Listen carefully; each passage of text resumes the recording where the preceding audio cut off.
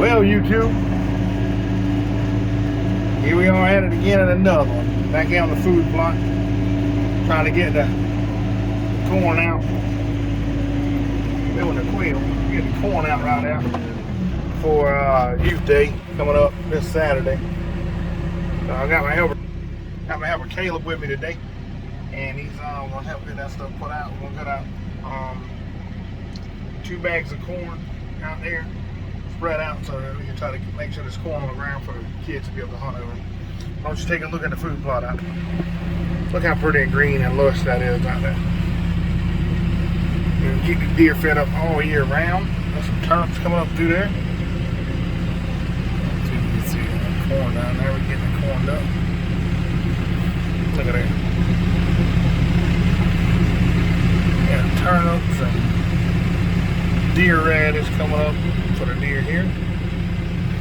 And believe it or not, I got some oats to spread.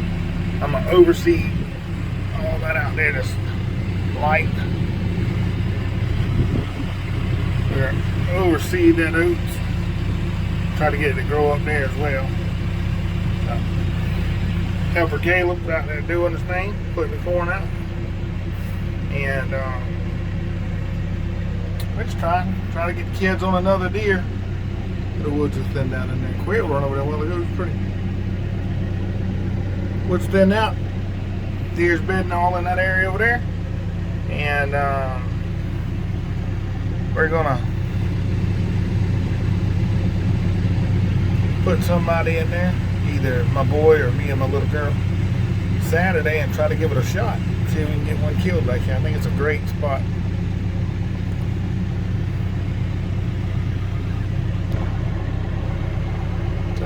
Spreading the corn out good.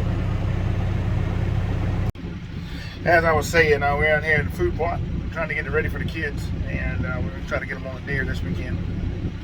Food plot looks good, but look at the back. We got the spreader full of oats back there. So we're going to get it spread out there in that open area and see if we can get the seed to come up. So they'll have some food plot throughout the winter and the spring. Oats will be good for the turkeys as well, so be good seed out there for turkeys to eat on, which will have insects and bugs, you know how turkeys are. So that's what we're working on today. Y'all stay tuned. We're gonna bring you a little spreading video, and we appreciate you tuning in. All right, guys. So we started spreading. You see the spreader mixture is going. I had this seed. I had it in my dump trailer, but somebody wanted to rent the dump trailer for some construction work. It was sitting there, so while it's sitting there, while I'm trying to get it to work, make it to almost. We are spreading. You can spread it to see thick. Look.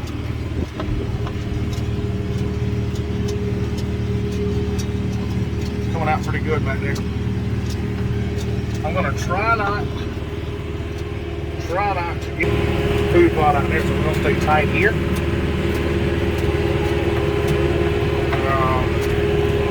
That right there was the old stuff. Still some old soybeans and stuff in there, and probably should have haired some of that up, but that's the end of the season.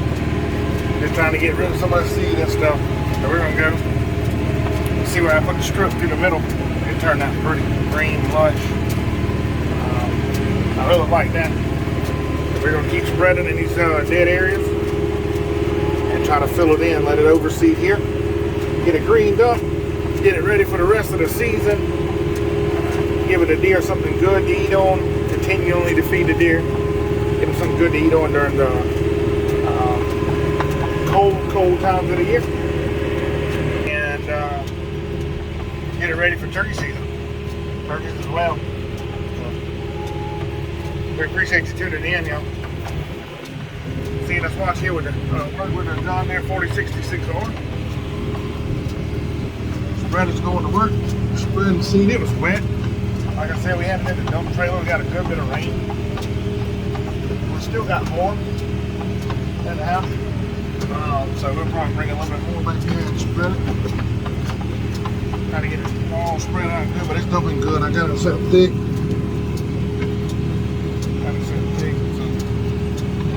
pass this way.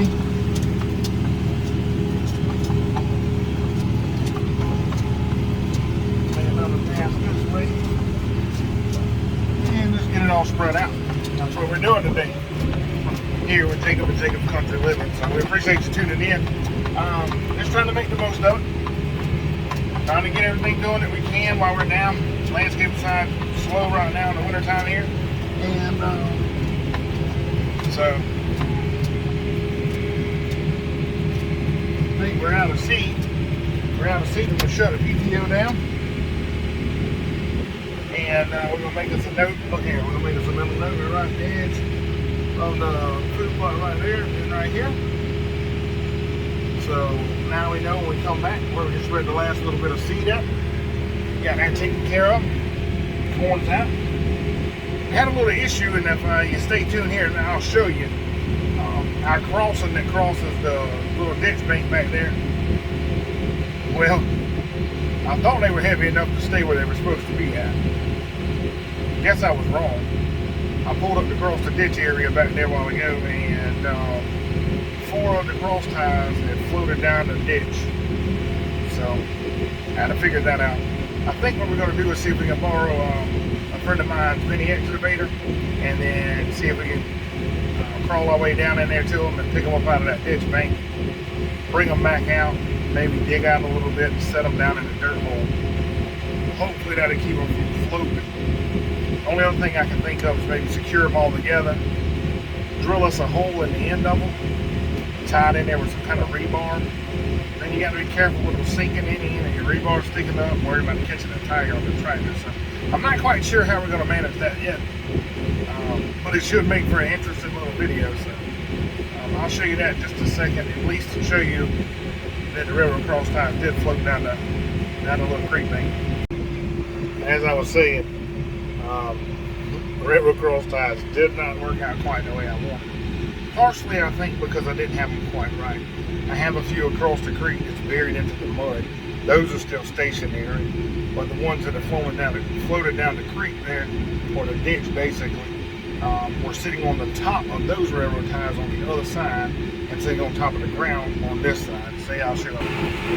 See those 3 cross ties are buried into the mud there. They sink in, they have not moved. I had 3 on this side. I had 3 on this side and 3 on this side, sandwiched together, so they come all the way across the creek to there and there. And well, we got a bunch of rain this week. Hadn't had any in a while.